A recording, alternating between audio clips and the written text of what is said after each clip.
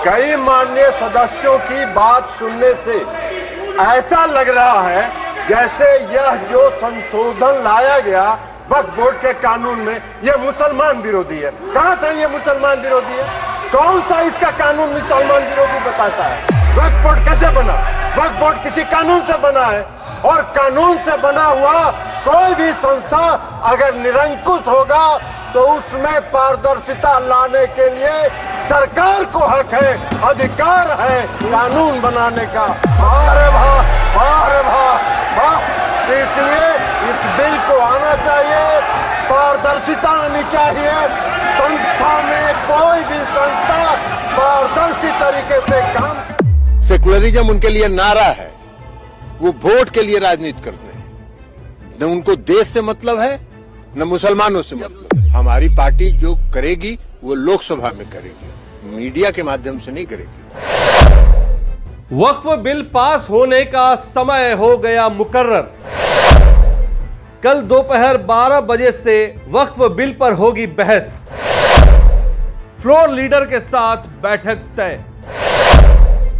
किरण रिजिजू कह चुके हमारी तैयारी पूरी। क्या नीतीश कुमार वक्फ बिल पर फिर से मारेंगे पलटी? ललन सिंह के विवादास्पद बयान पर राजनीति शुरू।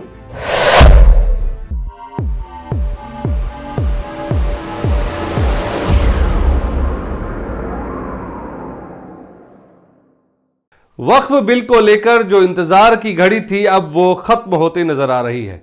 नमस्कार, आप देख रहे हैं BMW न्यूज का खास कार्यक्रम स्पॉटलाइट और मैं हूं आपके साथ अभिषेक। देखिए, एक बार फिर नीतीश कुमार की पार्टी ने अपना स्टैंड बदल दिया।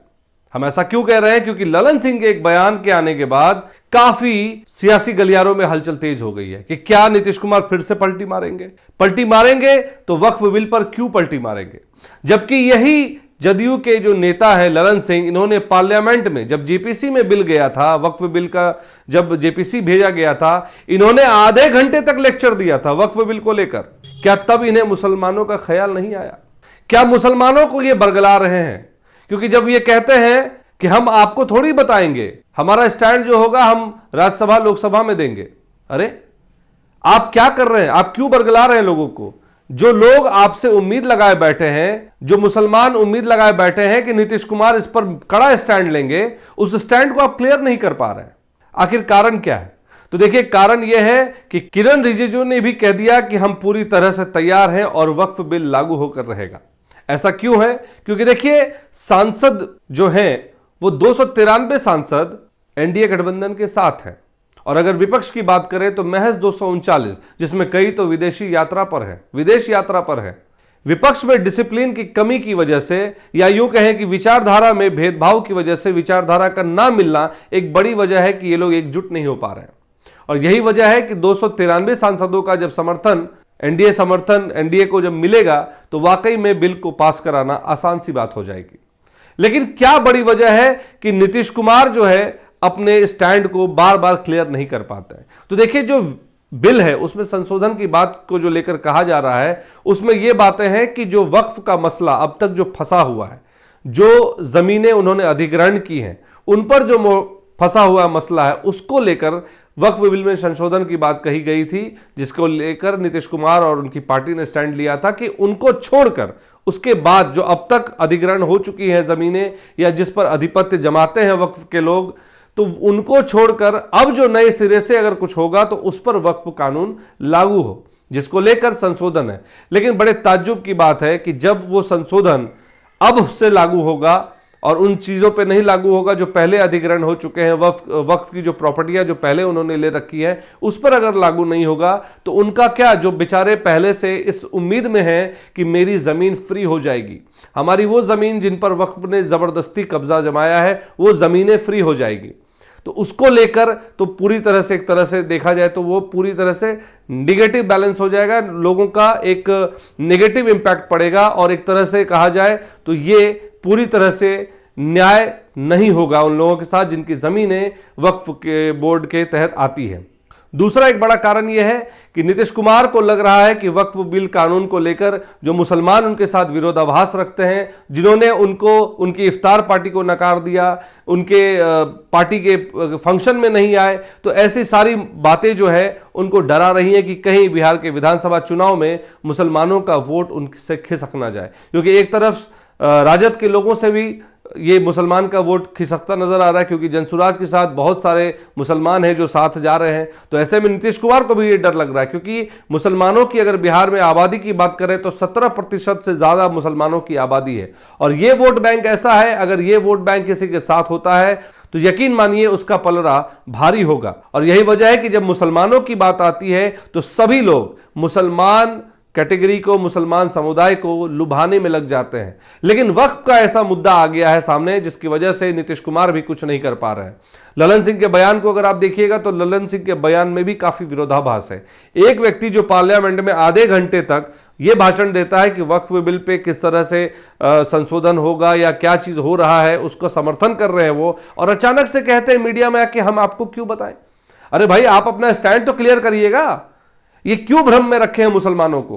वो मुसलमान जो आपको मुख्यमंत्री बना रहे हैं, आप अगर पिछले कुछ चुनाव की बात कर लें तो नीतीश कुमार को मुख्यमंत्री बनाने वाले यही मुसलमान भाई लोग हैं, और आज उनके साथ ये स्टैंड क्लियर नहीं कर पा रहे हैं।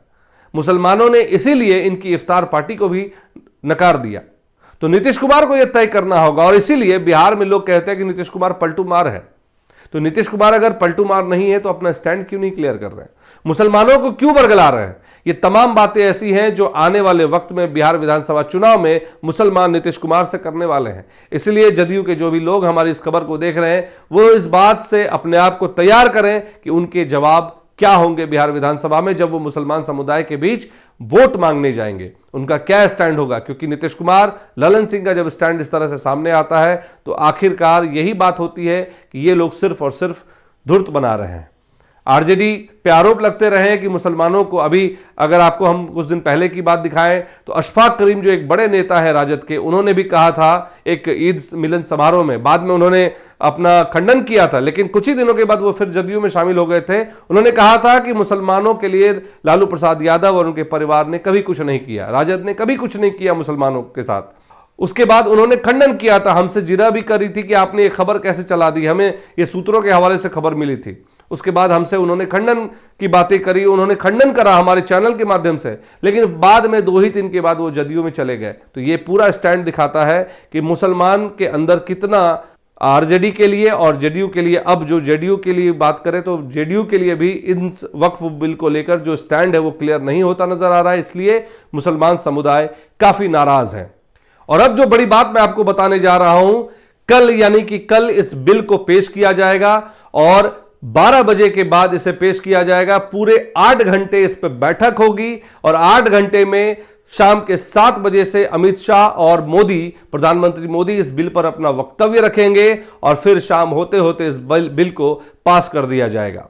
इसीलिए समय तय कर दी गई है 12 बजे, कल दिन के 12 बजे मुकर्रर कर दी गई है समय कि इसी समय पर बिल पर काफी जद्दोजहद होगी। और यह जरूर है कहना आपसे कि इस बिल पर काफी हंगामा होने वाला है, लेकिन उस हंगामे का कोई असर नहीं होगा क्योंकि विपक्ष में उतना दम ही नहीं है। विपक्ष को भी पता है कि उनके पास उतनी तादाद नहीं है कि वो बिल को रोक सके। इसलिए विपक्ष क्या करेगा ये भी हम आपको आज बता रहे हैं। सूत्रों के हवाले से बातें आ रही है कि विपक्ष कल वॉकआउट कर जाएगा संसद से, और वो वॉकआउट करके ये बताने की कोशिश करेंगे कि वो मुसलमानों के हितैषी हैं। लेकिन अगर बात करें, अगर इतने हितैषी होते तो विचारधारा उनकी एक साथ होती, विचारधारा सेम होती, और जो लोग विदेश में यात्रा कर रहे हैं वो वापस आके इस बिल के अपोज में कड़े से और कड़ा रुख अपनाते हुए खड़े रहते।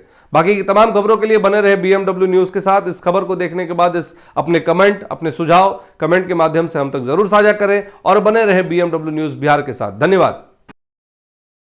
सूर्या हॉस्टल, एक बार अपने बच्चे को जरूर भेजें। सीमांचल का सर्वश्रेष्ठ हॉस्टल, 4ठी कक्षा से 10वीं तक कोचिंग एवं ट्यूशन निःशुल्क, बेहतरीन और हर सुविधा से लबरेज। हमारा पता है दलन कटिहार। संपर्क करें 7903-464641 पर। हमारा वीडियो अगर आपको अच्छा लगा हो तो आप हमारे वीडियो को लाइक करें, शेयर करें और हमारे चैनल को सब्सक्राइब जरूर करें।